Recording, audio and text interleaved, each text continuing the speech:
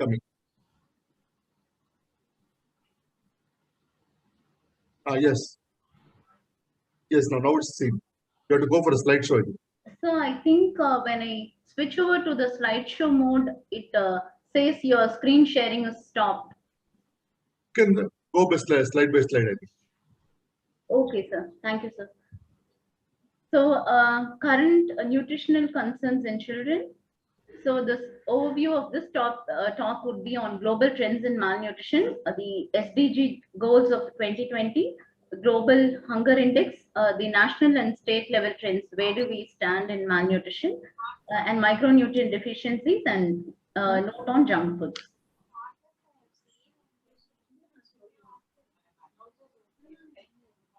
So this data is from the UNICEF, the WHO, the World Bank Group, the Joint Child Malnutrition Estimates. So a caveat here is that all this data that has been collected dates back to 2020 and before. So because of this COVID pandemic, this has had its toll on many things, including this data collection. So this is a caveat that all these data have been collected prior to 2020, and the impact of COVID-19 pandemic on our children globally has not been yet studied, and we would be in for a surprise when that data comes to us. So according to 2020 data, around 38.9 million children, under 5 children around the world, they are overweight. This is roughly around 5.7%, and around 45.4 million children around the world are wasted, and this accounts to around 6.7%. And alarmingly, 149 million children around the world are stunted, under 5 children. So this accounts for 22% of the global population. So we all know, but what basically is stunting? It refers to a child who is too short for his or her age. These children, they suffer irreversible physical and cognitive damage that accompanies stunted growth. So the devastating effects of stunting can last a lifetime and even affect the next generation. So we have bad things in store for the next generation.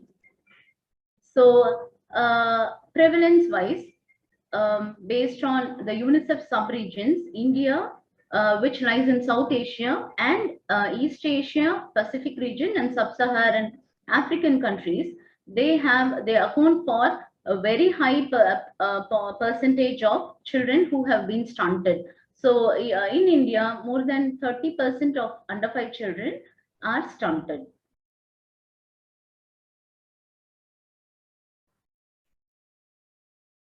So coming to wasting, this refers to a child who is too thin for his or her height, and this is the result of recent rapid weight loss or the failure to gain weight. A child who is moderately or severely wasted, as in severe acute malnutrition, has an increased risk of death due to dyselectrolytemia, infections, hypothermia, all that we know, but still treatment is very much possible. So prevalence wise, again, India, Sub-Saharan Africa, they contribute to much of wasting in under 5 children, and the prevalence rate of wasting in under 5 children is very, very high in India. It accounts for more than 15% of under 5 children in India are wasted.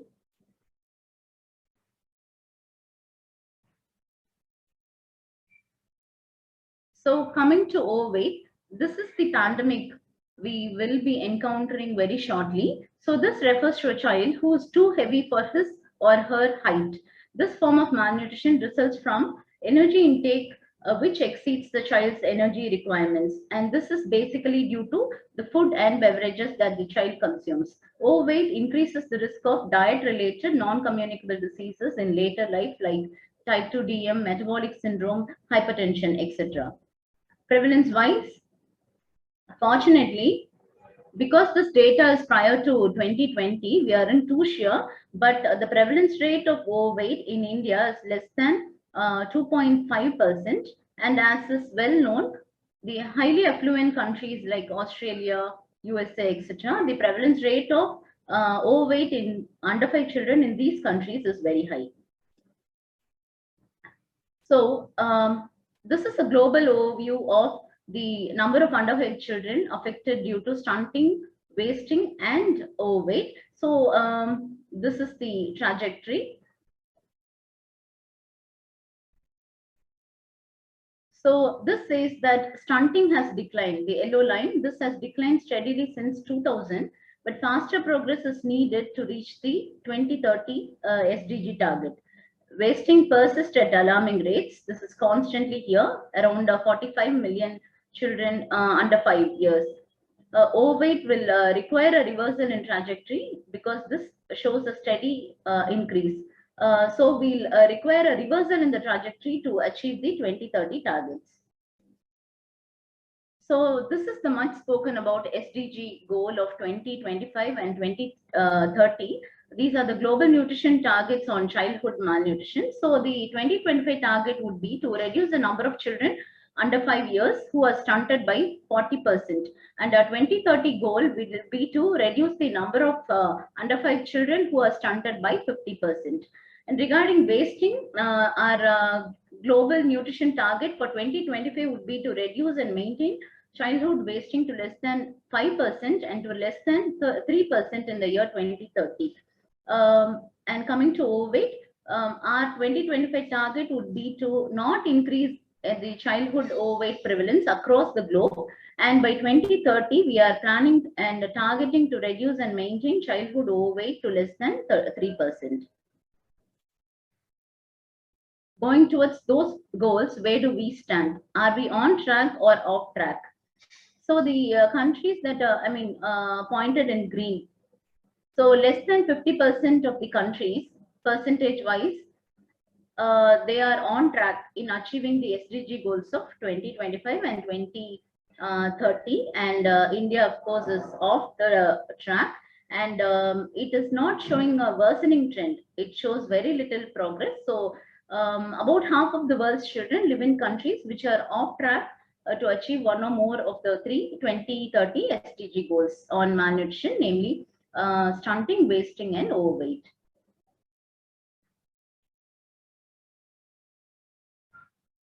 So conclusively, most children in malnutrition live in Africa and Asia, particularly Sub-Saharan Africa, the South Asia, the East Asia, and the Pacific regions. In 2020, these three regions accounted for more than 9 out of 10 children who were affected by stunting, and more than 9 out of 10 children who were affected by wasting, and 3 out of 2 children who were affected by overweight.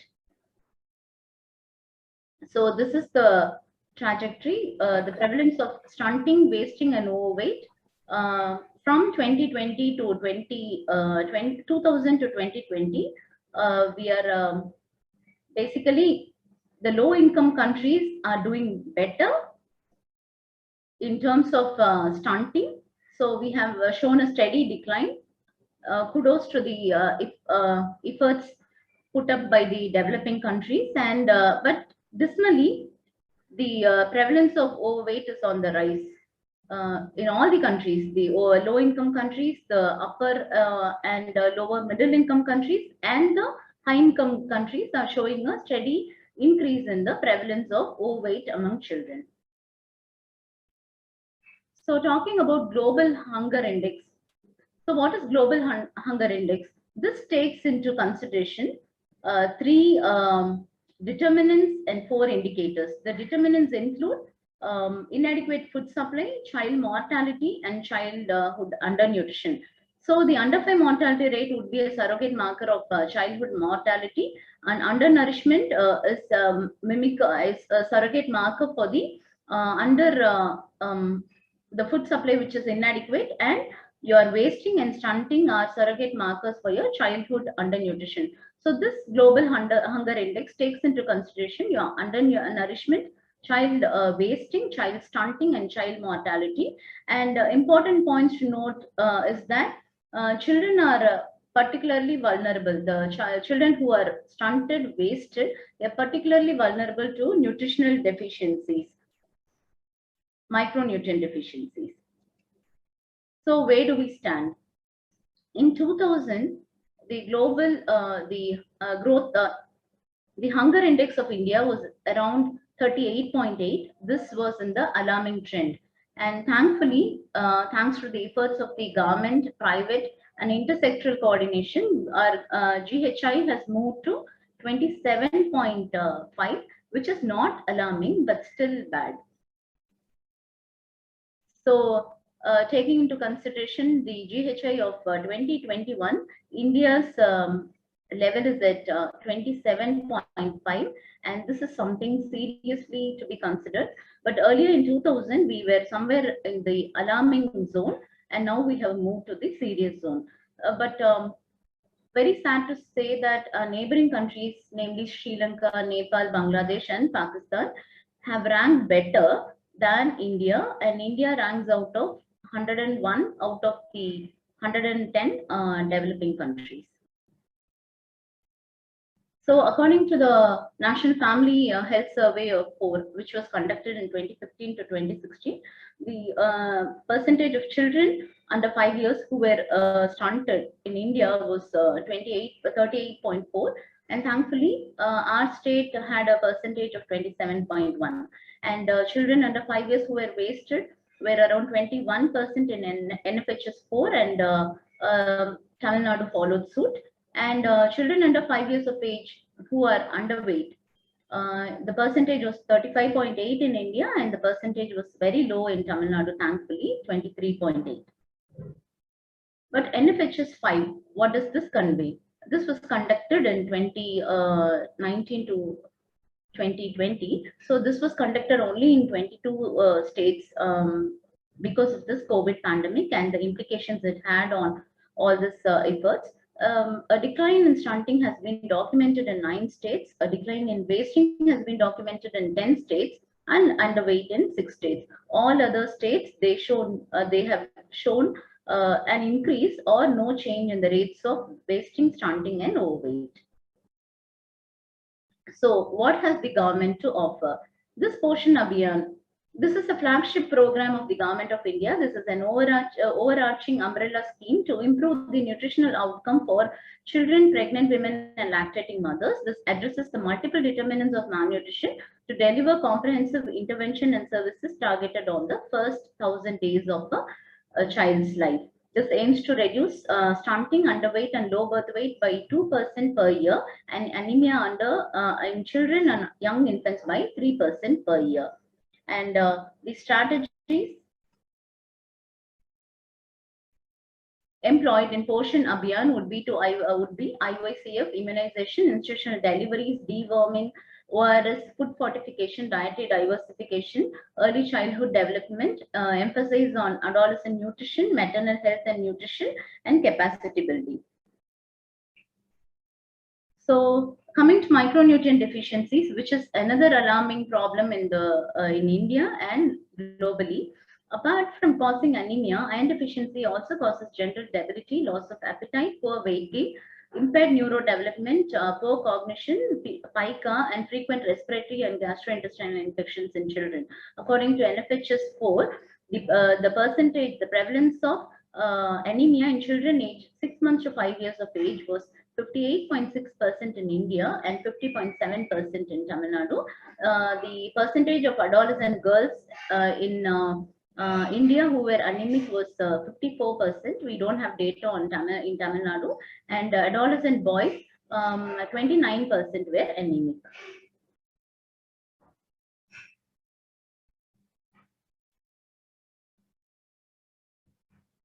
So what does the government have to offer for iron deficiency anemia management? This is a program which has been flagged by the Government of India, Anemia Mukt Bharat. This is an intensified national iron plus initiative. According to this program, children between 6 months to 59 months of age will be given bi-weekly 1 ml of iron and folic acid syrup, which will contain 20 milligram of elemental iron and 100 microgram of folic acid. Children between 5 to 9 years of age will be given weekly IFA tablet, which will be pink in color.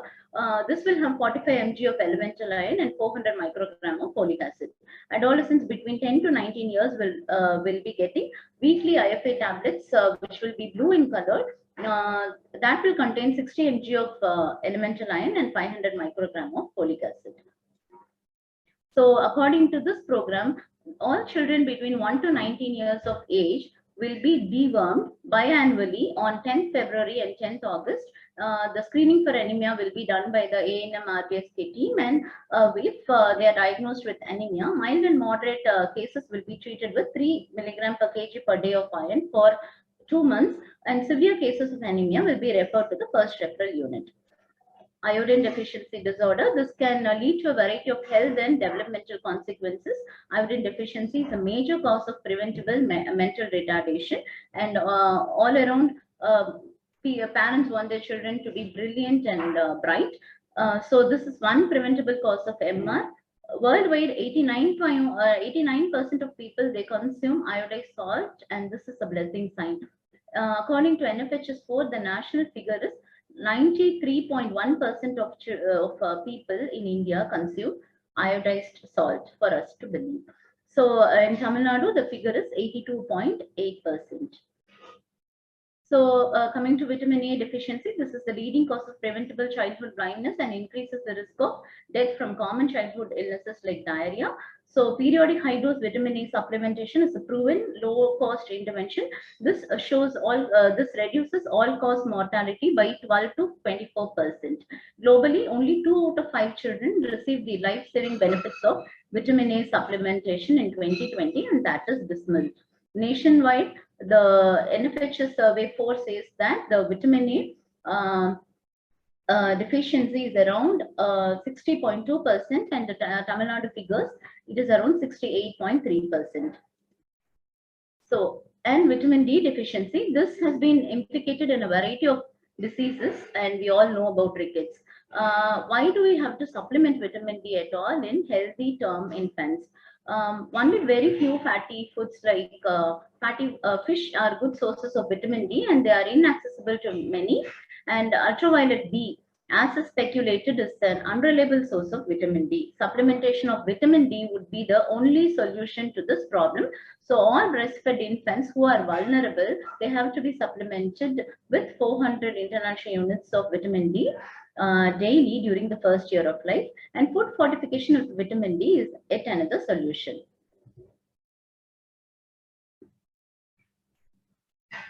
So what are we going to do for the adolescents? A recent Pan India survey has shown that for more than 50% of adolescents are either wasted, stunted, overweight, obese, and over 80% are suffering from one of any micronutrient deficiencies, to name iron, folic acid, vitamin B12, and vitamin D. So a survey by the Center of Science and Environment done on around 13,000 children aged between 9 to 14 years showed that 93% of these children eat packaged food, and 68% consume sugar and sweetened beverages more than once a week. 58% consume packaged products at least once a day. 25% of school children consume ultra-processed food high in fat, salt, and sugar more than once a week. And we all know the etiology and the solution.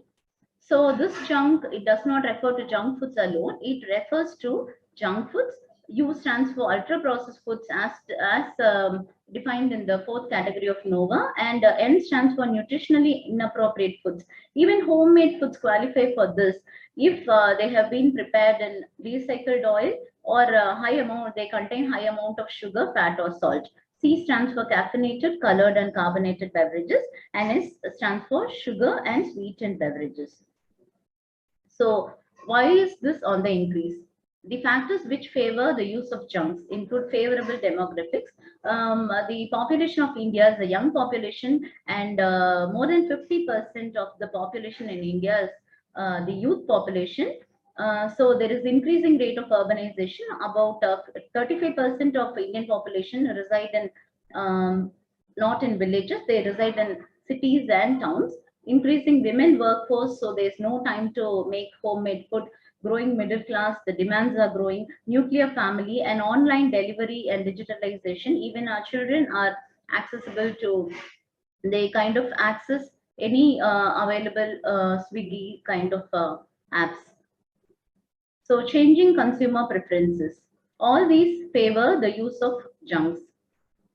So with the use of junks come the bad consequences: overweight, obesity, cardiometabolic risk, insulin resistance, increased blood pressure, the risk of dental caries is very high with junk food use, cardiac arrhythmias, sleep disturbances, and psychiatric disturbances are very, very common following the use of junk foods.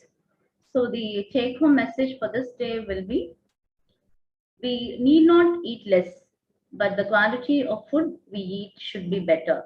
Let food be thy medicine and medicine be thy food. Thanks to IIP CCB for this valuable opportunity, and thanks to Dr. Sridevi Narayan for the brainwork behind this presentation. Thank you, one and all. Thanks, Dr. Dakshani. That is a very useful presentation on the topic of nutrition concerns in children. And there was some question in the chat box. Dr. Viswanathan has asked, iodine consumption is low in TN compared to other states as per NFSS. It's like TN doing well in other areas. I think it's like a comment mostly. He wants to know the reason, I think. Pardon, sir? Sir, I don't get it. So he says iodine consumption is low in Tamil Nadu compared to other states as per NFHS. It looks like Tamil Nadu doing well in all other areas. Yes, why? All other areas, Tamil Nadu is doing well. We'll take it as a compliment, sir. But this probably we should urge, or the government should fare better in iodine deficiency control. Probably the salt we consume is not being fortified, and kind of fortified salt is not accessible to many. Dr. Balasubramanian asked, role of folic acid, 3 doses for the first trimester to prevent neurospinal disorders.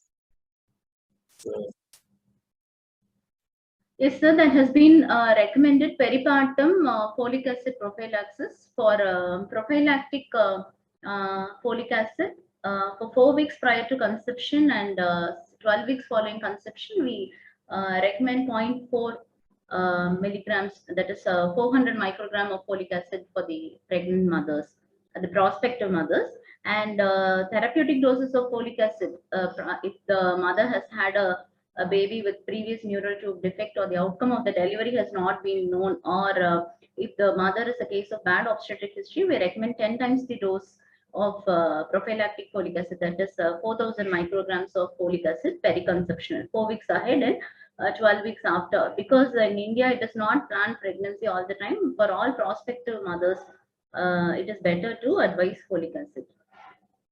Thanks, Dr. Dakshani. And Dr. Rahul Yadav is there. There was one question which the chat box, is it still with us? There is a question called, can you broadly use levetiracetam as the first line anticonvulsant in NICU? Dr. Rahul Yadav is there, he can answer, otherwise we'll end this session. I think he has left us. Thank you for all the speakers for the excellent discussion. Now we'll move on to the inauguration. Dr. Dakshani, please take over. Thank you, sir. On behalf of the Indian Academy of Pediatrics, Chennai City branch, I welcome all our esteemed faculty, delegates, and participants for this 4th annual conference of IIP CCB, the Marina Pedicon 2021. So the rain welcomes all of you in its own style. So we start this inauguration session with our pediatrician's prayer, and as suggested by our Secretary IIP Tamil Nadu, we'll start this pediatrician's prayer in Tamil.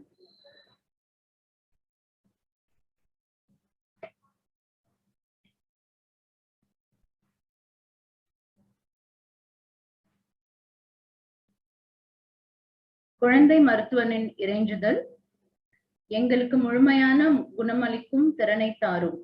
நோயரின் துன்பம் தீர்க்கும் திறன் நமக்கு வழங்கப்பட்டது எப்படிப்பட்ட சிறப்புரிமை என்பதை பணிவுடன் நாம் உணர்வோமாக. எல்லா குழந்தைகளுக்கும் அவர் தம் குடும்பத்தினருக்கும் அவர்களின் சமுதாய படிநிலை மற்றும் சாதி மத பிரிவுகளை பாராமல்